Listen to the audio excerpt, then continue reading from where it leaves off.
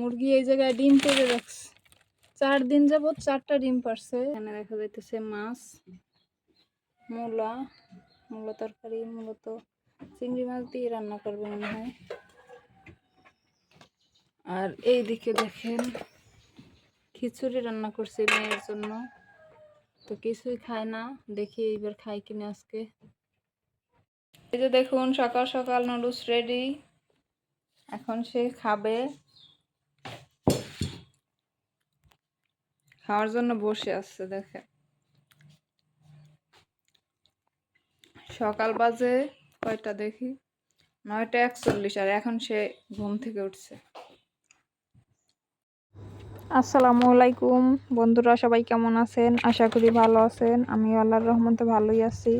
হাঁসের জন্য এই ঘর উঠানো হয়, তার কিছুদিন পরেই হাঁসগুলো মরে যায়। তো মুরগিগুলো আনছিলাম অনেক ছোট ছোট। এই মুরগি যেখান থেকে আনছি, এই মুরগির সাথে যে আরো অন্য মুরগি ছিল তারা ডিম পারতেছে, আর এইগুলো পারতেছে না। এই জায়গায় হচ্ছে ওরা রাতে থাকে, আর এই জায়গায় ছিল হাঁসের ঘর। তো এখন বর্তমানে হাঁস নেই, তো আমার মা বলতেছে এই জায়গা দিয়ে মুরগি বের হইতে দেখে। এই জায়গায় এই পাতা রাখা হয়েছে, তো এই জন্য আর এই দরজাটা দেওয়া হয় না, এভাবে খোলাই থাকে সব সময়। তো মা দেখলো যেন এই জায়গা দিয়ে মুরগি বের হয়েছে, বলতেছে এই জায়গায় নাকি ডিম আছে, এই জায়গা থেকে মুরগি ডিম পারে। তারপরে দেখেন মুরগি এই জায়গায় ডিম পেড়ে রাখছে 4 দিন যাবত 4টা ডিম পারছে। তো আমরা জানি নাই, মাত্র দেখলাম আর কি। তো এই মুরগি এই ফার্স্ট টাইম পারতেছে, একটা মুরগিতেই মনে হয় পারে। এই জায়গায় দেখেন কত চিপার মধ্যে যাইয়া মুরগিতে ডিম পারতেছে, বোঝার উপায় নাই যে এই জায়গায় ডিম পারে ওরা। তো আজকে মা মুরগিটা বের হতে দেখছে, তারপরে আইসা দেখে এই রকমের অবস্থা, কতটুকু চিপার মধ্যে ডিমগুলো পাইরে রাখছে।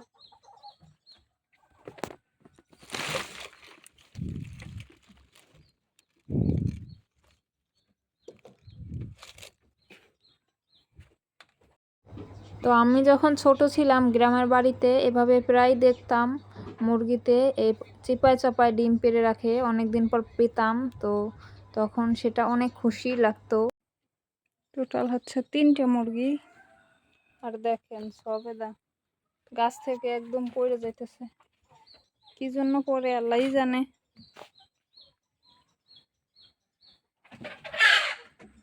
গাছে বছর সবেদা ভালোই হয়েছে। আর এই কবুতরগুলো দেখেন সব সময় এই জায়গায় বসে থাকবে, সারা দিন খাবার দিলে খেয়ে আবার এইখানে উঠে বসে থাকবে।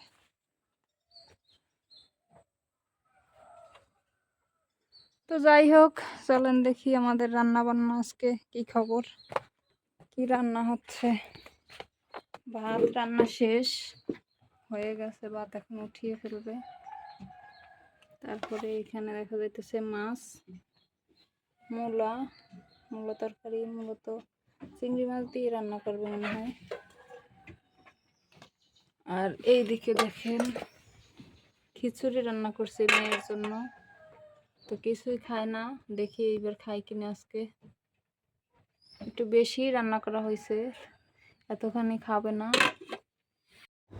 ডিমগুলো পেয়ে আমি খুবই খুশি, কারণ আমি আমার মেয়েকে খাওয়াতে পারবো। দেশি মুরগির ডিমে অনেক বেশি পুষ্টি, তো দেশি মুরগির ডিম সচরাচর পাওয়া যায় না। দেশি মুরগির ডিম আমার কাছে সোনার মতো দামি।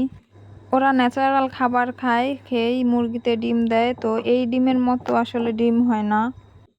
আর মেয়ে এখানে বসে কি করতেছে দেখেন, ওষুধগুলো গুছাইতেছে, একবার আওলাইতেছে আর একবার গুছাইতেছে। আমার ঘরে ওষুধের ফার্মেসি, সব ওষুধই ওর।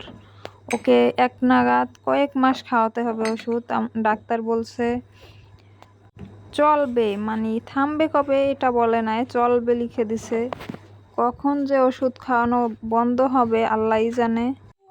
আম্মুরে ওষুধগুলো ভাঙে যাইবে তো, মা রাইখা দাও, দুষ্টামি করে না।